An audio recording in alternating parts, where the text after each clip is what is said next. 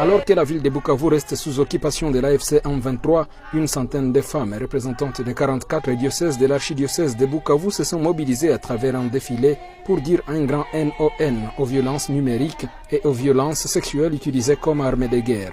Comme les manifestations sur la voie publique ont été interdites par les nouveaux maîtres de la ville, ce défilé a été organisé ici dans la concession du Centre Olamé, l'une des structures de l'archidiocèse de Bukavu.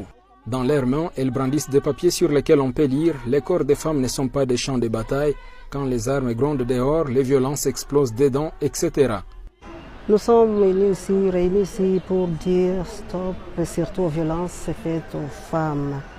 C'est depuis bien longtemps qu'ici, il y a guerre, il y a toujours des violences. Et ce sont des femmes qui en souffrent beaucoup.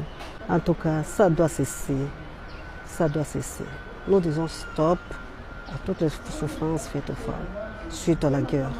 Après les défilés, ces femmes bâtisseuses de la paix se réunissent dans un cadre de réflexion en vue de renforcer les plaidoyers à l'occasion de 16 jours d'activisme contre les violences sexuelles. Nous n'allons pas hésiter de dire que bien que ceux qui se battent, les femmes ne sont pour rien. Nos corps ne doivent pas payer au prix de ceux qui ont leurs intérêts. Nous n'avons pas nos intérêts dans le combat. Et alors, on ne devrait pas utiliser le corps de femmes pour se venger contre les uns et les autres.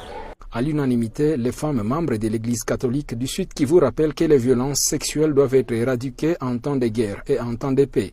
Un message adressé aux belligérants congolais, mais aussi au monde entier. Le message, c'est qu'on respecte la résolution 1325 des Nations Unies qui porte sur la protection des femmes et des enfants pendant les hostilités. En tout cas, on doit les protéger au lieu d'en faire des victimes. C'est anormal, c'est frustrant, c'est choquant. Toutes les autorités, ça doit révolter cette situation. Tout le monde doit se mettre aux côtés de la femme pour la protéger, pour la sécuriser, même dans les contextes de crépitement.